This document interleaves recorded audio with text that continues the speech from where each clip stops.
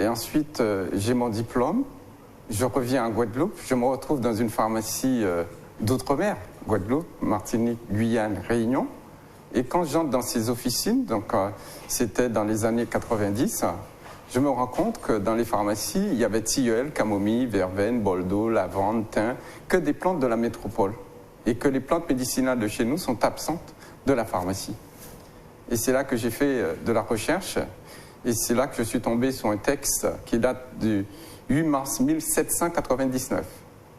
Et ce texte dit « Il est interdit aux gens de couleur, noirs ou esclaves, d'exercer la médecine, la chirurgie, d'utiliser aucun remède sous quelle forme que ce soit, sous peine de 500 francs d'amende pour les gens qui sont libres, punition corporelle pour les esclaves, et les colons qui tolèrent ce type de pratique seront déchus de leurs 10 esclaves. » C'est marqué noir sur blanc, c'est le Conseil souverain du 8 mars 1799.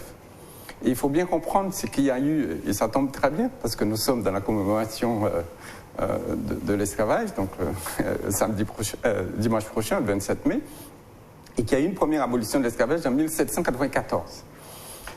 Et un rétablissement en 1802, 1794, 1802, c'est-à-dire 8 ans après. Oui.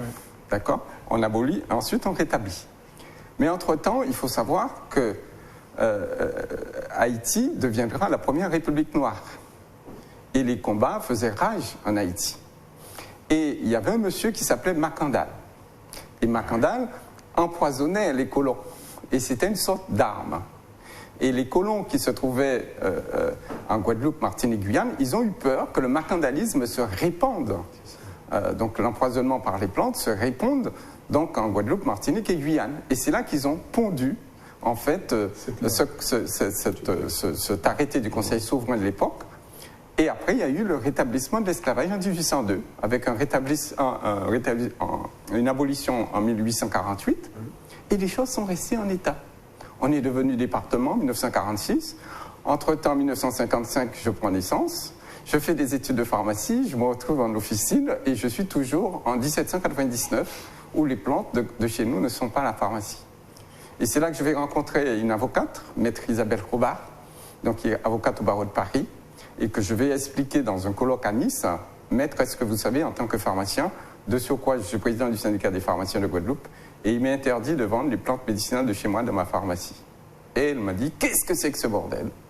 Et là, depuis 2001 jusqu'à aujourd'hui, en fait, c'est 12 ans de bataille juridique. On est passé par 4 lois. La loi Guigou sous les doigts du malade, avec refus de Bernard Kouchner. La loi Programme pour l'outre-mer, refus de Raffarin et d'Ousté Blasi. Ensuite, on est revenu donc, à la charge donc, avec les Grenelles de l'environnement, refus de Fillon et Bachelot. Et ensuite, on a abouti en 2009, en fait en pleine crise sociale, et nous avons réussi à modifier l'article L 5112-1 du Code de la santé publique, qui disait dans son ancien article « La pharmacopée comprend la pharmacopée européenne et française, point ». On a fait mettre virgule, y compris celle de l'outre-mer français. 12 ans de bataille juridique pour que le gouvernement, après 4 projets de loi, pour reconnaître la pharmacopée en fait, des outre-mer de Guadeloupe, Martinique, Guyane et Réunion. Donc je suis très fier d'avoir mené ce combat donc, pour permettre aux Guadeloupéens, aux Martiniquais, aux Réunionnais de pouvoir trouver leurs plantes enfin dans les pharmacies de chez nous. Blaise, une question pour